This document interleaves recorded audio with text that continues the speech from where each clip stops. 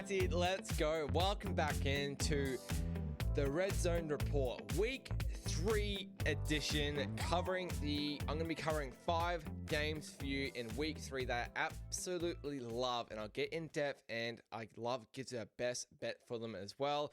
Giving you, I said, my best bets for the week, including my rapid rundown as well, which if you actually listened last week, those leans actually killed it. I think they went about 12-3 or something. Giving you 4 player props for the week as well, reducing it just a little bit, just so I can get a bit more data to start the year. Giving you my SuperCoach update as well from week to week. Not that I want to, it was not one of my best weeks. Giving you my survivor pick. We've made it to week 3. We are, an eighth of the way through the season surviving, and then obviously finishing off with my multi for the week and my 2+ touchdown Hail Mary for the week as well. And before we touch on the first game, I was transparent last week, and it's just, I'm not having fun betting the NFL right now, betting the National Football League. I'll tell you that much.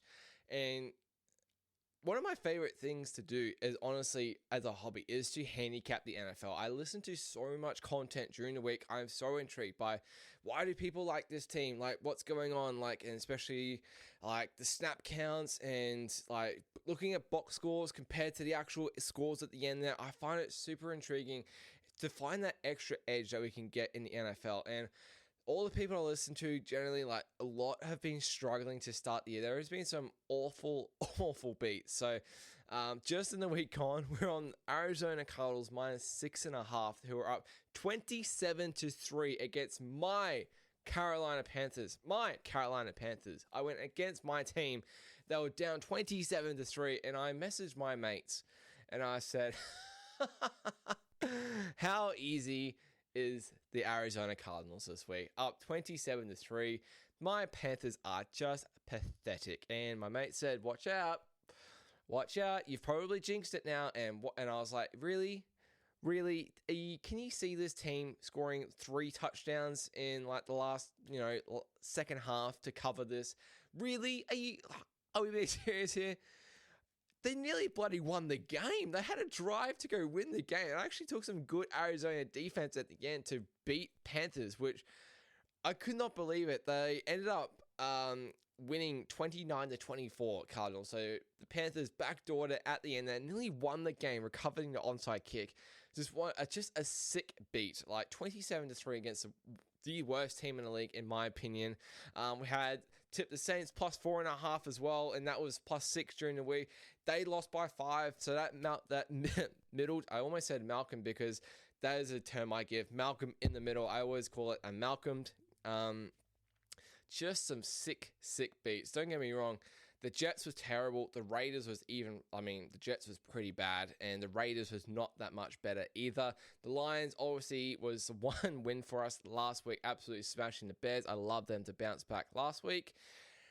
And we'll kick off. I said I got 5 more games that I really do love. I'm ready to bounce back. I feel it. This is one of my favorite weeks of the year. This is the 0-2 week. This is this is the week where you generally back the teams in that desperate 0-2 spot who have just not been playing that well in the first 2 weeks, probably against a team that has started 2-0 or 1-1 and just had like an unlucky loss or something. And, all the stocks are high on the favorite team at the moment. And this is where we start to get in on the dogs. And there's a couple of them. You might have to just hold your breath. You might just have to hold your pinchy nose. They are a bit stinky, but you sometimes just got to play the number and not the team. And that's where I'm kicking off the show, because Thursday night football, Friday morning here for us. Now, Miami Dolphins are heading to Buffalo. And I honestly think my Panthers would probably be close to beating Miami at the moment. Miami absolutely have been awful the first 2 weeks, particularly week 1. They came close to beating the Patriots in week 2. But even then, they just did not look good. And I'm nearly at the point where I think they've quit on Mike McDaniel, the coach. Tua just doesn't look that great. They got issues with Tyreek. Jalen Waddle, he's carrying an injury as well. The only bright spot, it seems, at the moment is Devon Achane, who's absolutely killing it at running back. This game here in Buffalo in primetime, it's Bills -11.5, a total of 49.5. This one opened Bills -10 with a total of 48.5 as well. And as I said, we're going to be pinching our nose for this game. I am taking the Miami Dolphins plus the 11.5 to go on the road in Buffalo in prime time as a division underdog to get the points. And just they can just lose by 10. They can honestly hopefully play crap and still cover this number. This is a huge desperation game for Miami. 0-2, and they looked bad as an 0-2 as well. Bills had that great comeback win in week 1 against the Ravens, and they absolutely slaughtered their division rival, the New York Jets, last week. And how I look at that game is that probably might have been a touch on the easier side. I don't know if the quick turnaround, if Miami bring the heat, I don't know if Buffalo, they probably can. They are a good enough team, but I really do think if Miami just show just a bit of passion and just really want to turn up against a division rival, then they can keep this within 11 points. One of the stats I want to say is coming to week 3. Week 3 dogs that are 0-2 against the spread, so which is Miami, are 62-39 against the spread. So that's 61%. So a pretty good record, 6 out of 10. Out of those 61%, division dogs are cashing at 80%. 80%, so 8 out of 10 times, which is pretty insane. These two teams play each other twice a year. Usually I do not like backing a road team on a quick turnaround on Thursday Night Football, but this is an AFC East rivalry. These two teams play each other twice a year. They're used to how they structure the teams. They're used to how they play. As I said, they always play each other, and the Bills are carrying a couple defensive injuries. Matt Milano is going to be out. Ed Oliver is going to be out in the D-line as well. If Tua and Miami are able just to put up some points against this Bills defense, which I don't really rate, and somehow contain Josh Allen, I really do think they can cover this number.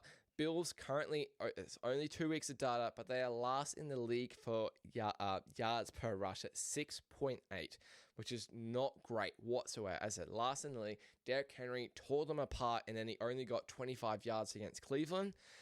Devon Achane is arguably one of the better running backs in the league at the moment. He's been, as I said, the best player for Miami to start the year. Pinch your nose, give me the Miami Dolphins plus 11.5 to start the week on Thursday Night Football, heading into Buffalo there. Kicking off onto our second game, another division game, and we're going to go stick in the AFC. We're going to the AFC South. Not the Texans and the Jags, although that may get a feature later on. It's the Indianapolis Colts heading to Tennessee, playing the Titans Monday morning in the 3 a.m. slot, the early slot. Colts currently a -3.5 point favorite. Total of 43.5. This opened Colts -2.5 after their, before that game against Denver. It was a total of 42.5 there. What I will say is the Colts probably could not have looked any better the first 2 weeks. Have not had a punt at all. The first team in the Super Bowl era ever to do this in their first 2 games. The punter has not had a punt whatsoever. Just absolutely cashing in without doing anything. I think he's a kicker placeholder, but that's all he's been doing. Daniel Jones, or Indiana Jones as we've been calling him, he has looked stellar out there. Way better than we all thought preseason, and we were struggling to understand why they picked Daniel Jones over Anthony Richardson. It's proving very correct why early in the season so far, but the stocks could not be any higher for the Indianapolis Colts at the moment. As I said, they had a blowout win against Miami, and they even had a field goal win in the last second against Denver. However, let's look at that Denver game. They should have lost that game. Denver completely blew that game, in my opinion. Bo Nix throws an intercept going down the field in a Colts half. Missed field goal as well by Will Lutz as well. And then the Colts get an opportunity, 60 yards at the end to win the game. The kicker completely misses it. It almost shanks it. What happens? Game is over. Final score, Denver celebrating, flag. Controversial flag. They get a 15-yard penalty, and they get to go down another 15 yards, 45-yard field goal, and they kick it. They get the win against Denver to go 2-0. To me, this reeks of how the New Orleans Saints started last year. They looked awesome in their first two games. One was against Panthers and one was against Dallas. They were both good wins. And I am looking at this as Miami is not a great team whatsoever. And I get Denver is meant to have a really good defense this year. But again, I think Colts at home in an indoor stadium is really big advantage to them. They're finally going on the road. They're playing a division rival. They're playing outdoor as well. I really like the Titans in this game. The plus 3.5. There is plus 4s, I think, starting to get out there as well. And I think Cam Ward, he showed a lot of improvement on his week 1 game where he was on the road. I think he had somewhat impressive, well, not impressive, but definitely a better performance in week 2 against the Rams. And the Rams are a good team this year as well. I think he's going to be a bit better in game 3. Second home game. The crowd's going to be behind him. Division rival. We know the crowd will be up for this game. I really like the Titans in this game to cover the 3.5. Give it a little sprinkle as well. I really like the Titans on the money line to beat Indianapolis Colts. I don't think they're starting 3-0 to start the year. Cam Ward gets his first win in the NFL.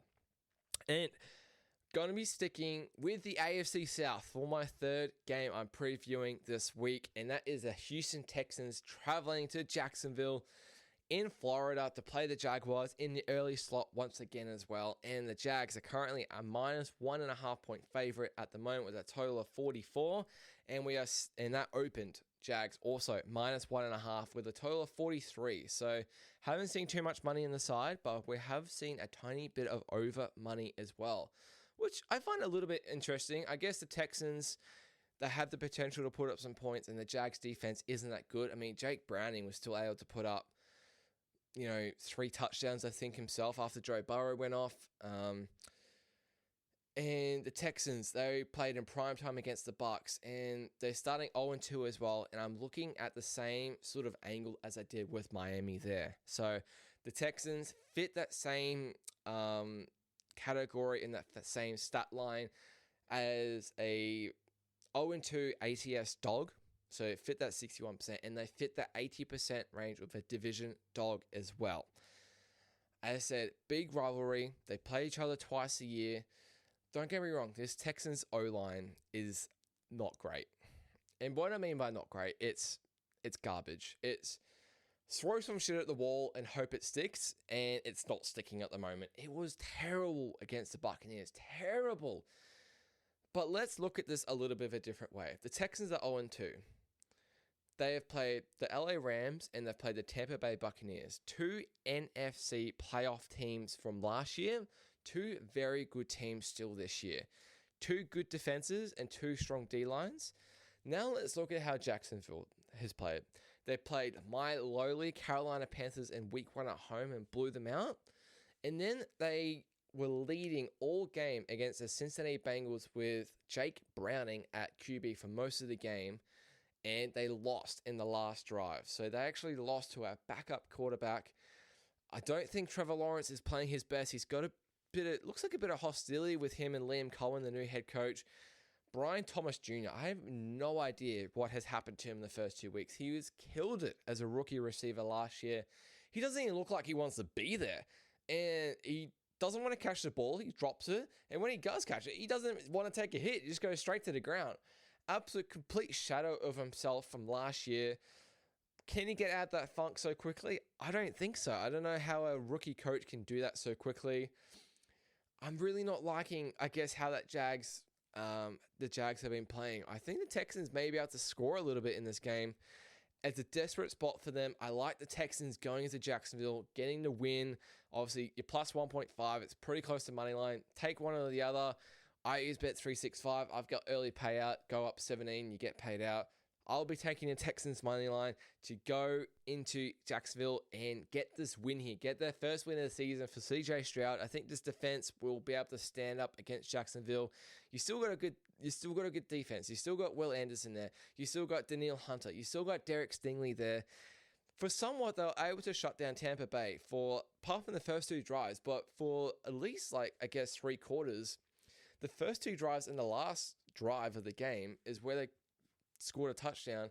for the rest of the game, they were able to actually contain them. So I think they'll be able to go all right against this Jacksonville offense. And I really do think the Texans can go on the road and win against their division rival, the Jacksonville Jaguars. Give me the Texans on the money line to go into Jacksonville and get the W.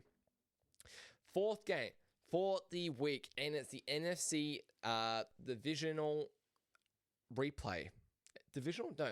NFC Championship game replay from 2023. Sorry, the Rams lost in the wild card last year. No, they didn't. They made it. They lost. Excuse me. The divisional replay from NFC last year. The LA Rams are heading to the Philadelphia Eagles Monday morning in the morning slot as well. Eagles currently a minus 3.5 point favorite, total of 44.5. This one opened Eagles minus 4.5 with a total of 45. So we have seen Rams money and we have seen a tiny bit of under money here as well. And along with me, I think this is a terrible spot for the Rams, by the way, as much as the money has been coming in. They've just headed east against Tennessee last week, so they've played an AFC opponent. Then they've headed back west, back to LA for training this week. Now they've got to go back east, play in the early slot against the Eagles, who have got a really solid defense. I get it. It's a playoff revenge game for the Rams. I'm looking at a different angle. I'm looking as the Eagles offense is sort of struggling at the moment as well. I don't know if I'm too keen to lay to 3.5 at the moment as well. But got to 3, then potentially I'd think about it. I'm taking the under 44.5 here. Both defenses have looked really, really strong to start the year. The Rams defense have only conceded 1 touchdown in 2 games. Yes, I know they've played a Houston Texans team with not a very good O-line, and then they played a Titans team with a rookie quarterback. They've still only conceded 1 touchdown, and the rest have just been field goals. Been really impressive. Philadelphia Eagles were able to shut down the Kansas City Chiefs really well last week as well, and we know how that second half of the week 1 game against Dallas went. They were able to shut down Dallas pretty well as well. But this Eagles offense is not quite clicking to start the year. Despite them being the Chiefs, Jalen Hurts had 109 yards of passing or something in that. 109 yards. That included like a 40-yard reception to Devonta Smith as well. Though Chris Jones was able to shut down Saquon Barkley a little bit on the run as well. And as I said, if you look at the box score, the Eagles offense hardly did much here. So I think both defenses will probably dominate this game here. I really like this game to go under. So I know it's not in the snow like last year, but I said I really do like this game to go under. So give me the under 44.5 for the NFC divisional matchup replay from last season. I really don't have a lean on the side, but I said just give me the under. I really don't think both offenses will be able to do much in this game here. My last game for the week, and it's in the second slot, and it's another division game. I'm absolutely loving the division games this week, clearly. 4 out of the 5, and that is the Denver Broncos heading west to LA, playing the division rivals, the Chargers. Chargers currently a minus 2.5 point favorite. Anywhere from 2.5 to 3. It's a juice 2.5, so let's just say it's around like 2.75, pretty close to like Chargers 3. Total of 46. This one open Chargers minus 3 as well. Total of 43.5 as well. So this over is getting absolutely steamed up massively. It's gone up 2.5 points. And same deal as well as what I talked about with the Indianapolis Colts. The Chargers are 2-0. Those 2 wins have come in prime time as well. One was against Kansas City. And then they've just blown out their other division rival, the Las Vegas Raiders, as well in prime time on Monday Night Football as well. And they looked awesome as well. Despite I do think the Raiders look pretty poor. But again, the Chargers stock is at an all-time high in this game here. And Denver, coming off that brutal loss against Indianapolis, where they probably should have won. The Sydney 1-1. Sean Payton's come out and said that this effort by him needs to be better. Probably needs to call a bit better game. And I said they should have won that game. They definitely should have won that game. It's the home opener for the Chargers. But the Chargers have by far the worst home field advantage in the whole league at SoFi Stadium. This will be at least a 50-50 crowd in my opinion. If not, there'll be more Denver fans there. And Denver, despite getting gashed on the ground by Indy, still have a really good defense in my opinion. I think you look at how this Chargers offense has been, and you look at they've got Amari Hampton and they've got Najee Harris, and you think like with Harbaugh as well, that they'd be able to run the ball, but they haven't decided to run the ball as well. They're kept in Herbert's hands, and currently they're way number one for pass over expected, like pass plays over expected in their game. So if Herbert is going to continue to throw the ball, I really do think this Denver pass defense is actually going to be able to shut them down a little bit. Like obviously Quentin Johnson and Keenan Allen have been playing really well. Ladd McConkey is actually the only receiver not to score a touchdown so far this season, which is quite strange. But I really like Pat Surtain and this Denver secondary to actually shut down the Chargers receiver in this game. And I just like Sean Payton to control this game really well. Whether he's going to run the ball, whether he's going to like keep it with Troy Flankin again, whether he's going to give it back to Cortland Sutton, I'm not sure. I think he needs to get Evan Ingram involved a lot more in this game as well at tight end. But give me Denver plus the 3. I said you got to get the plus the 3. Do not take the plus 2.5 just in case they do win by 3. At least you do get a push. But I do like Denver as well. Little sprinkle to go into LA. No home field advantage for the Chargers in the home opener and get the win over their division rival. Chargers will not be starting 3-0 in the division as well. Denver to get the win, start 2-1 in their season along with the Chargers as well. All right, that is my 5 games that I've covered to start the week that I absolutely love. I'm ready for a bounce back. Let's bloody go. Now, we'll go into the rapid rundown where I cover the other 11 games of the week, give you my really quick lean as quick as I can. Not strong, not enough for me to get to the window, but just see where my leans are at. As I said, I looked at my leans from last week and it absolutely killed it. About 12-3 or something like that. Anyway, 11 games, rest of the week, let's go. Falcons currently at my Panthers. Panthers are a 5.5 point underdog, total of 43.5. Oh, if you can get a 6, I do lean my Carolina Panthers in the home opener. I do think as a division game, this is probably just a little bit too many points for a Falcons offense that just hasn't quite cooked to start the season yet. Cincinnati Bengals going to the Vikings. Vikings minus 3-point favorite, total of 42. Battle of the backup quarterbacks here. Jake Browning versus Carson Wentz. Burrow and McCarthy will not be playing this game. I do lean Cincy in this game, but I think I have a stronger lean to the under. I think Brian Flores and his Vikings defense is going to be able to shut down Jake Browning well in this game. Jake Browning, even though he won the game last week, he still had 3 picks in that game. How do we know how Carson Wentz is going to go? He's been a backup for Mahomes the last couple of years. Now he's been a backup. He's in the backup at the Vikings now. He used to be at the Eagles. How can you expect any points? I get the Bengals defense isn't that good, but how can you expect Wentz to go and score a certain amount of points to go over this total? I have a pretty strong lean to the under 42 in this game here. Third one, Green Bay Packers, absolutely cooking. Best team in the league at the moment against the lowly Cleveland Browns. Browns are 7.5 point dog at the moment, total of 41.5 in this game. Hold your nose if you follow my leans. I do lean the Browns in this game.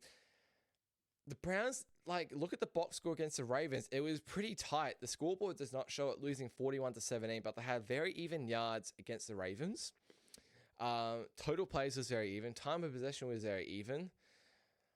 And they were able to shut down Derrick Henry on the run as well. Same thing, the Green Bay Packers stocks is super high at the moment. They're now traveling to an AFC opponent who they only play once every 4 years. I believe they've got Dallas next week. I think they've got a primetime game next week. Bit of a sandwich spot, in my opinion. I know they've had a little bit of a quicker turnaround.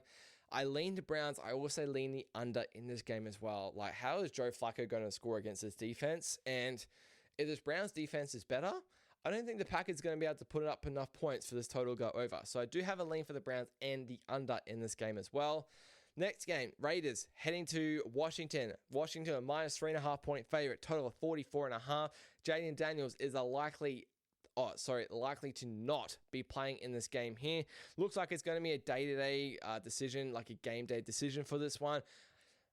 If he's out, I do lean the Raiders to bounce back in this one. Got absolutely embarrassed in primetime. Geno looked awful out there. He's thrown 4 picks, I think, already to start the season.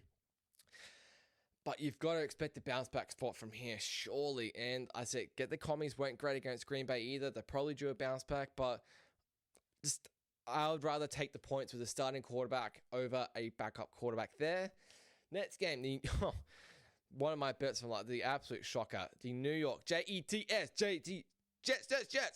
heading to Tampa Bay, playing NFC opponent Bucks. They're minus 6.5 point favorite, total of 44.5. And Justin Fields is currently in concussion protocol. You got Tyrod Taylor ready to go on standby there. Oh, honestly, if it's Tyrod Taylor, I'd probably rather a healthy Tyrod over a concussed Fields, because that probably means he's not going to run. It means he has to rely on the pass, which we know that his running game is the best part of his game, not his passing game. Oh, not a strong lean whatsoever. I guess I'd lean the Jets to try and cover the 6.5. If you can get a 7, that's a whole lot better. I think Tampa off 2 big wins, like really 2 close game wins where they've just scraped it at the end. How long can that keep going for? Are they one of those teams where they just managed to win all the close games this season? Are they going to be a team that can blow out a team? I'm not sure. We'll find out. I do lean a little bit small to the Jets to bounce back in this one here. Next one.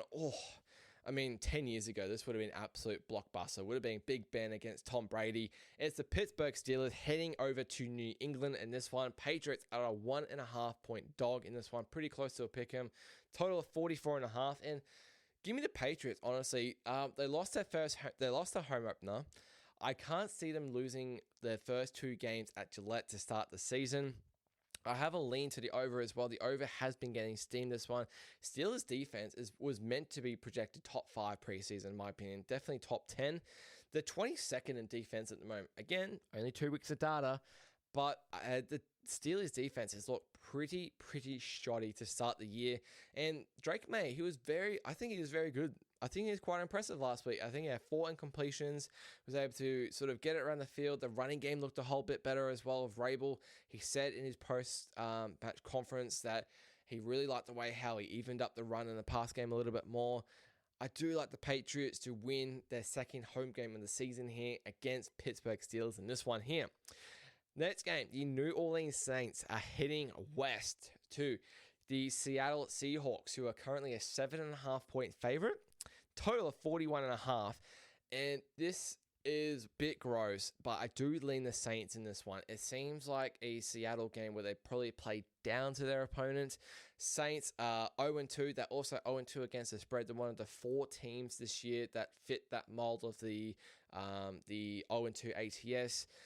Playing it in that 61% there. The other 3 were Houston, Denver, and Miami, which were already on. I just couldn't quite get there with the Saints, because I just wouldn't be surprised if they probably lost by 10 or if they honestly got completely blown out. I'm really not sure, but I also would not be surprised if Seattle played down to their opponent in this game and let Spencer Rattler get a bit more meterage, and I let Alvin Kamara run the ball a little bit more as well. So lean the Saints plus the 7.5 to cover a touchdown there. 4 games to go for your rapid rundown. It's a NFC West rivalry, this one. Arizona Cardinals heading to San Francisco. San Francisco with Mac Jones at quarterback still are a favorite, a minus 1.5 point favorite, a total of 43.5. So pretty low for these 2 teams. I get it. Mac Jones is that quarterback. He was honestly pretty impressive last week. And part of that, I think they've just got a good system. Like they've still got CMC there. I get it. They're down to receivers like Jawan Jennings was back. They were obviously missing George Kittle. Like Ricky Pearsall is still there as well. But Arizona have not looked fantastic the first 2 weeks. I get it. They're 2-0, but they played the Saints and they played the Panthers. Yeah, they covered against the Saints, but that they completely went to sleep against Carolina. And honestly, they weren't that impressive against Carolina either. Like Panthers gave them a lot of good possession in their own half, especially to start the game. It was about 14-0 in the first quarter quite easily. Panthers started with a interception, a fumble touchdown in the first drive, and then the next drive threw an interception. So Arizona, it was almost pretty much game over in the first quarter, and I thought I had the cover in the first quarter as well, but hey, apparently not. That's just how the National Football League works. But I do like San Fran. This is their home opener as well. So they played on the road against Seattle in the first round, and then they played New Orleans last week. I do like San Fran in the home opener in the late slot to get the win over their NFC West division rival. 3 games to go for your rapid rundown. This one is going to be, I have no idea how this game is going. It could be one of the more entertaining games of the week. It's the Dallas Cowboys heading to Chicago. It's a pick 'em at the moment, total of 50. This total is getting massively steamed up. I believe it opened at 48 and a half. Dallas played one of the absolute entertaining games of the week, winning 40-37 in overtime last week. But instead of looking at the 40 points they scored, let's look at the 37 points they conceded against Russell Wilson and the New York Giants. I get it. It's Caleb Williams at quarterback here. Home opener. They were leading the whole game. They were dominating the Vikings and absolutely choked it away against Minnesota, and then get blown out again last week by the division rival, the Lions. How do they bounce back? They've got to bounce back this week. It is the battle of two rookie coaches as well. You got Schottenheimer for the Dallas Cowboys. Then you got Ben Johnson at Chicago as well.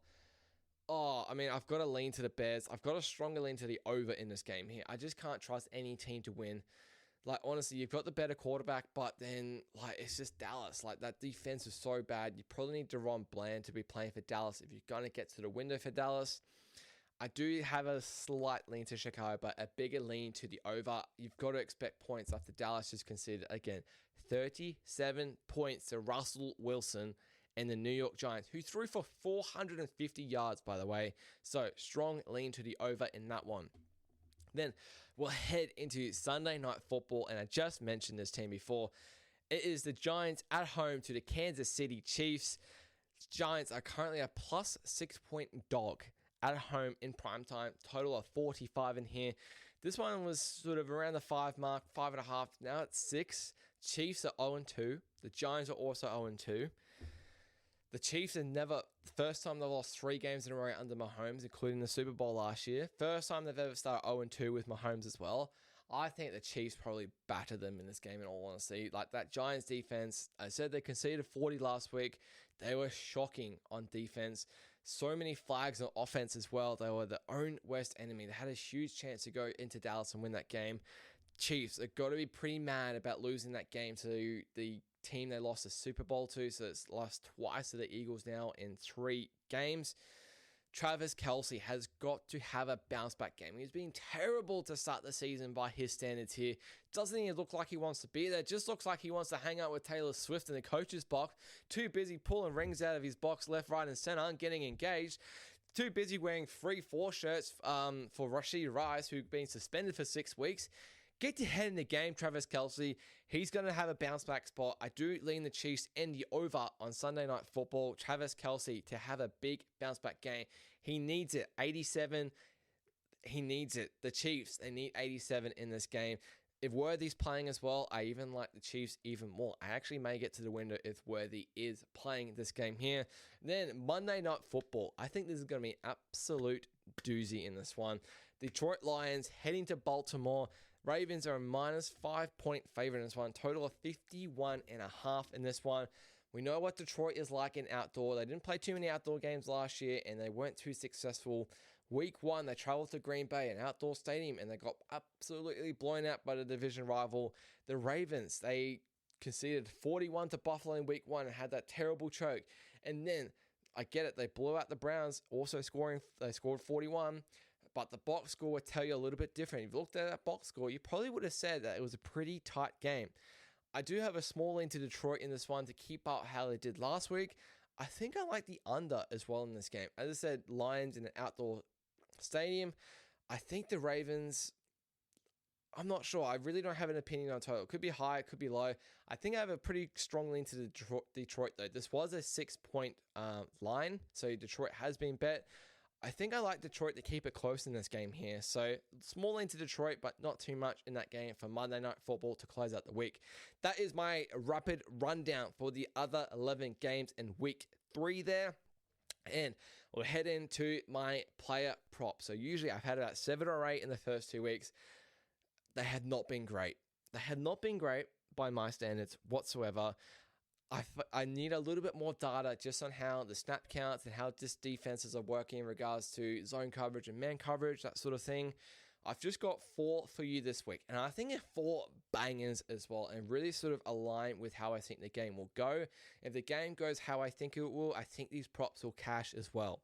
First one is Thursday Night Football. Tua over 235.5 passing yards.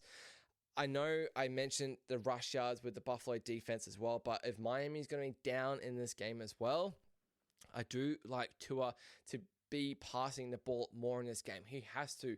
Matt Milano, he's not going to be there in the middle as a linebacker there. So there should be a bit of space in the middle there for Tyreek Hill and Jalen Waller to get a little bit of ball. I think Achane, he can run amok as well. He's been receiving the ball really well as well. He had about 90 receiving yards last week. I really do think Tua can go over that 233 mark. If they are going to get close to winning this game, he has to be locked in. He has to be able to pass the ball. He has to be more accurate than what he was. He went over this last week in a loss against the Patriots, and I said if they're going to keep up in this game, and if they're going to be probably losing, he's going to have to pass the ball. He's going to have to be more aggressive. So give me Tua to go over his passing yards prop.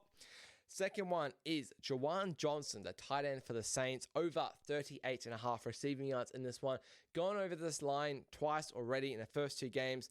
Look like it's his little Spencer Rattler's favorite sort of receiver to go to at the moment. And again, same deal. If they're going to be down against Seattle for most of the game that we think, potentially, then Spencer Rattler has to pass the ball. And if Seattle are pressuring Spencer a little bit, he's going to be probably throwing to his tight end quite a bit. So do like Juwan Johnson for a third game in a row to go over his receiving yards prop of 38.5 for this one. My third one, I absolutely love this one. I think this is my favorite prop of the week. That is Tony Pollard, the running back for the Tennessee Titans, to go over 70.5 rushing yards. So he didn't go over this in week one. That was mainly due to, I guess, week one in a row with a rookie quarterback there. Broncos have a really strong defensive line as well.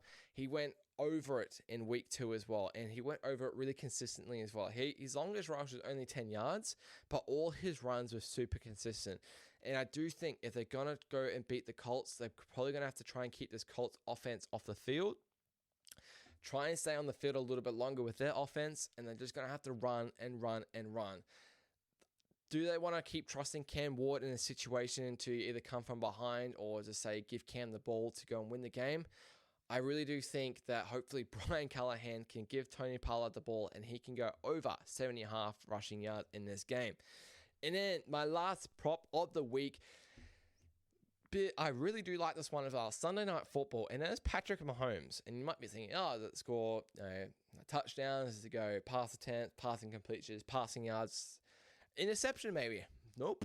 It's to use his feet once again. 27.5 rushing yards in this one.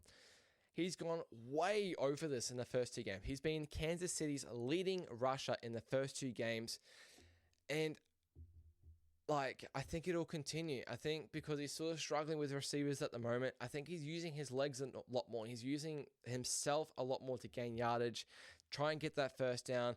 I do like Mahomes to go over that 27.5 rush yards against the Giants in week 3 on Sunday Night Football. That is my 4 props to finish off the week there. Touch on a bit of SuperCoach here. So NFL SuperCoach is their inaugural year of NFL SuperCoach. I have been really loving it. I really like the format. I really like the scoring as well. I had an absolute shocker last week. I scored 377.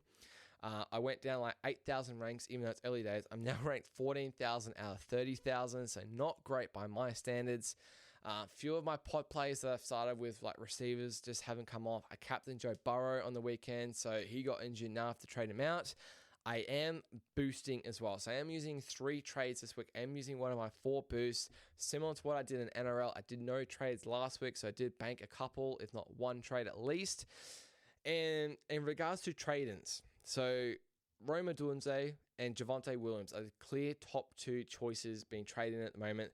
This is where we get our first price rises of price changes after this week as well. Rome Odunze has a minus 41 break-even, and Javonte Williams has a minus 37 break-even here as well. Very top 2 clear-cut choices to be trading this week. And we look at the trade outs, and you got Omarion Hampton, you got Drake London. So Omarion Hampton's break-even of 4, Drake London has a break-even of 52. Matt Golden, which I find interesting, break-even of 14. And then obviously you got Joe Burrow, who's injured now, out for 3 months. His break-even is 100. If you've got Joe Burrow like me, he has to be traded out. He's worth way too much cash to be holding him there for that long. Just trade him out, get another quarterback in. As I said, I am boosting this week. So for me, it's going to be Omari Hampton out just because he's not getting the runs that I think. He's sharing the backfield a little bit more in Najee Harris. Joe Burrow obviously out, and one of my pod players was Drake London, and I'm a bit disappointed with how he started the season. They're just not quite passing the ball. Bijan is dominating this offense for Atlanta at the moment. Trading in for Omari Hampton, getting Javonte Williams, who's the top 2 traded in, the running back for Dallas. I didn't start with him. I have to get Emeka Egbuka, the rookie receiver from Tampa Bay. He looks lights out to start the season. He's got a huge minus break even as well. I am spewing I didn't start with him. I started with 3 rookies, I think, at receiver. I started with McMillan, Hunter, and Golden. I'm keeping Golden. I don't quite understand the Golden trade out at the moment. I get it. It's only been 2 games, but he's going to work his way into this team. And then my trade out for Joe Burrow, I'm getting in Justin Herbert. Herbert has been absolutely destroying it to start the season. As I said, the really pass heavy to start the season as well. He's currently 3rd favorite to win NFL MVP. I looked at Lamar Jackson. I looked at a couple other players as well. But I'm going to go a little bit of a pod play, a little bit left wing. I really like Justin Herbert to continue that pass game, get him involved, and keep this Chargers momentum going. I know I like Denver this week against the Chargers, but long-term play, I do like Justin Herbert to keep throwing the long ball to Quentin Johnson and Keenan Allen and Ladd McConkey as well. I believe Tyler Conklin's there as well. So I really like Justin Herbert at my quarterback or in the flex. My other quarterback is Josh Allen, and I've also got Cam Ward as well. Survivor. We're on to week 3. Feels like a massive achievement almost getting to week 3 of Survivor. My first 2 weeks have been pretty comfortable if I'm being completely honest. I believe I started, forgot who I started with in week 1. That was nice and easy. And then last week I had Detroit against the Bears. That was pretty much all done and dusted after the first quarter. They won by 30 plus, put a 50 burg on Detroit. And my Survivor pick for this week, I find it a bit weird to go like Buffalo because I'm taking the points for Miami. Find it a bit like, Seahawks just screams trap. Tampa Bay I don't know why, I just don't feel quite comfortable with it. Packers seems like probably the obvious choice as well, but again, just seems a little bit awkward. I'm going to go Sunday Night Football, and I just don't think this team is starting 0-3. I just don't think Mahomes is starting 0-3. I think Kansas City Chiefs will get the win quite easily against New York Giants this week. Giants to start 0-3. They need a coaching overhaul. I just don't see the Kansas City Chiefs starting 0-3 to start the season as a team that has had so much success since Mahomes in the Mahomes era. I just don't see them starting 0-3. They'll be super locked into this game. I really like them. Just get the win against the Giants on prime time there.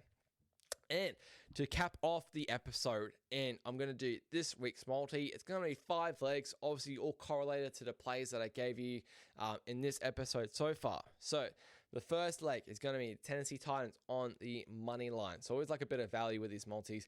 Houston Texans on the money line there. Denver Broncos also on the money line. So bang, Titans, Texans, Broncos on the money line. Tua Tagovailoa to go over in alts, 250 pass yards in this one. And then Jawan Johnson over 38.5 receiving yards, just his normal prop there. That pays 57-1 in that one. So 5 legs, 57-1. Come on, baby. Get me the cash. I really like this one. I really like those 3 sides, and I really like those 2 props as well. And then to cap off the episode, my Hail Mary for the week, my 2+ touchdown parlay, paying $412 to 1. This one's a little bit odd, but if the right things happen, I think it can come off. And Jordan Mason, the running back from the Vikings, him to get 2 touchdowns there. I said I know how to lean to the under, but is Carson Wentz really going to be throwing touchdowns in this game? Oh, I don't think so. Give me Jordan Mason to run 2 touchdowns in for this game. Next one, Tony Pollard, 2+ touchdowns against the Indianapolis Colts. As I said, I think Tony Pollard is going to be able to run a lot in this game, have a lot of success. I really like him to punch 2 touchdowns in this game. Cam Ward, he obviously had a magnificent touchdown pass last week for his first touchdown in the NFL. However, I do like Tony Pollard to run in 2 touchdowns for his season as the second leg there. And then the last leg of this one, we talked about it before, number 87 for Taylor Swift and her new fiance, Travis Kelce. Give him 2+ touchdowns on Sunday Night Football for a bounce back spot there. Those three together, Jordan Mason, Tony Pollard, Travis Kelce, paying 412 to 1, my Hail Mary for the week. That will do it for my bets. As I said, we'll do a bit of a recap of the Red Zone Report for week 3. We had 5 best bets for this week. We had pinchy nose moment. We had Miami plus the points, 11.5 against Buffalo. We had Tennessee plus 3.5 points against Colts. If you can get a plus 4, I'd say that's better. We had the Houston Texans plus the 1.5 or the money line against Jacksonville Jaguars in the AFC South. We had the under 44.5, the LA Rams heading to Philadelphia in the NFC matchup there. And then the last best bet was the Denver Broncos plus the 3 against the AFC West rival, the LA Chargers. Props for this week was just the 4. We had Tua over 233.5 pass yards. Jawan Johnson from the Saints over 38.5 receiving yards. Tony Pollard from the Titans over 70.5 rush yards. And Patrick Mahomes, the quarterback for the Kansas City Chiefs, over 27.5 rush yards. So using his feet in this game. My survivor pick was the Kansas City Chiefs against the Giants. The multi for the week, to recap, 5 legs. We had the Titans on the money line, the Texans on the money line, and the Broncos on the money line. Tua Tagovailoa to go over 250 passing yards against the Buffalo Bills, and Jawan Johnson to go over his 38.5 yards receiving prop against Seattle. That's paying 57 to 1. And then to cap off the episode, my Hail Mary touchdown parlay, Jordan Mason, Tony Pollard, and Travis Kelce. $412 to 1. Bring it home for us, baby. Travis Kelce, come on. If he drops another touchdown to cash this, like he did against Philly, and it drops into a hands of like a New York Giants safety, I am completely done. I will never ever listen to another Taylor Swift song ever again. It will be the worst love story of all time. But that will do it for another episode of the Red Zone Report, my Week 3 edition. Thank you so much for tuning in. We are due for a bounce back week, my favorite week in the whole NFL season. It is the biggest overreaction week. We've got the 0-2 teams heading against the 2-0 teams. Plenty of division games as well. Plenty of division dogs in this game. All the trends set up for this week. I am super confident. Thank you so much for watching. Give me a like, give me a follow, give me a rating, give me a comment, tell your mates, tell your friends, get amongst it. Appreciate all the support, and cheers.